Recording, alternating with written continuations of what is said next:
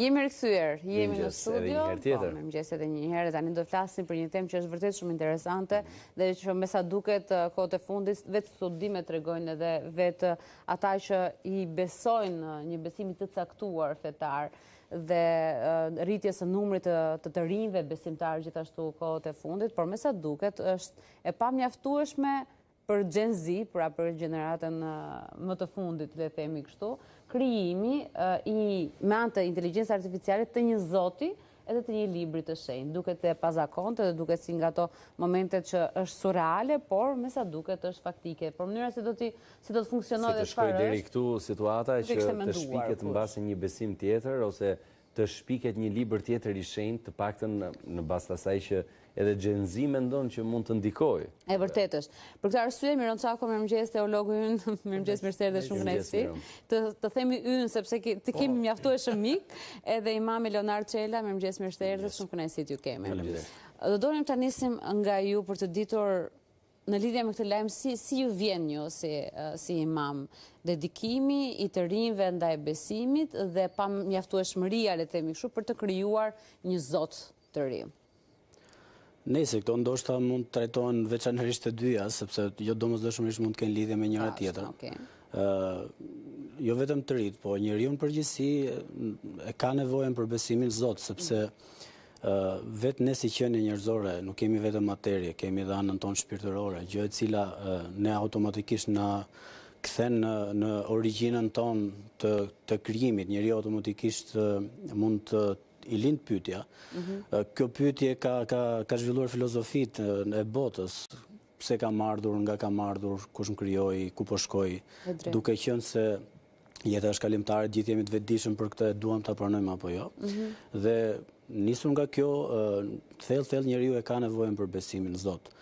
Jo më kot edhe në fetë e shenjta, të gjitha fetë e shenjta që ne besojnë njerëzit në përgjithësi, domethënë krishterimi, judizmi dhe islami, me burim hynor, që është shumë e rëndësishme për ta theksuar këtë, ndryshe nga kjo e zhvillimit të fundit me shpikje të inteligjencës artificiale, automatikisht këtë ka synuar dhe Zoti me shpalljen, me dërgimin e profetëve, që njerëzit t'i kthejnë tek origjina, të besojnë Zotin, mos t'ia lënë rastësisë gjithçka në këtë univers, por që ka një krijues, duhet të ketë një manual për të jetuar, me moralet, me virtyte, gjë e cila ne quajmë kënaqësi e Zotit në atë rrugë që ne jetojmë, për të jetuar këtë jetë kalimtare, sepse duke qenë se jemi në provim në këtë botë, atëherë në bazë të kësaj dhe do të marrim dënimin apo shpërblimin në botën tjetër. Ndërkohë për sa i përket a është e nevojshme shpikja e një Zoti nga inteligjenca artificiale,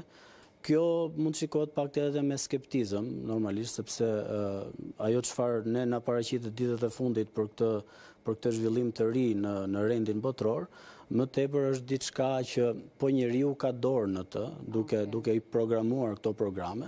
Pastaj, siç thuhet, i ka lënë të lirë dhe shikoj çfarë po ndodh aty, thjesht është vëzhgues nga jashtë. Por unë përpiqem ta shoh me pak, thënë ndryshe, edhe humor të lehtë, sepse përderisa njeriu e shpiku, nuk është ndonjë gjë për t'u alarmuar më të madhe se do të fikim dritat edhe ajo s'do të punoj më. E qartë, po shiko,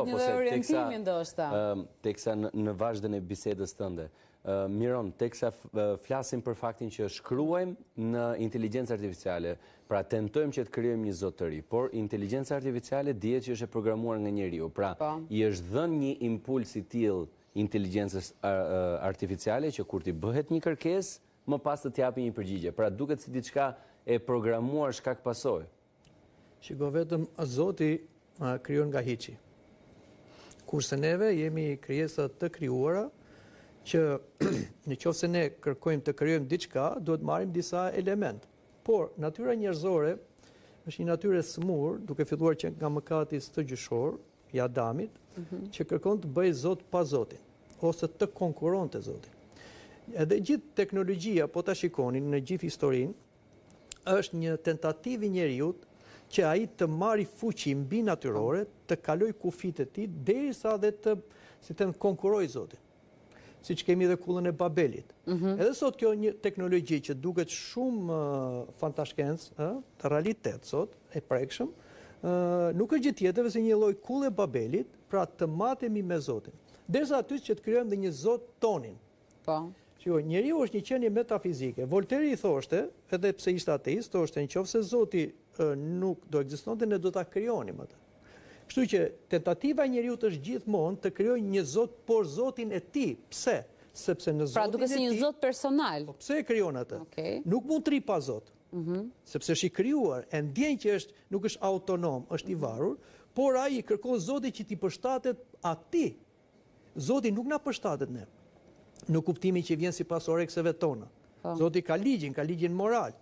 Dhe ai ta jep atë ligj dhe ti duhet ta zbatosh, siç i ka dhënë dhe ligjet e natyrës. Patjetër. Kështu që po njerëzit nga që duan ti bëjnë bisht ligjet e Zotit dhe i nështrohet pasioneve të tyre, dobësive të tyre krijojnë zota të rrem. Këtë shikojmë që të lashtë, të grekët pra po thoni fermer për të mos ju bindur asaj që Zoti.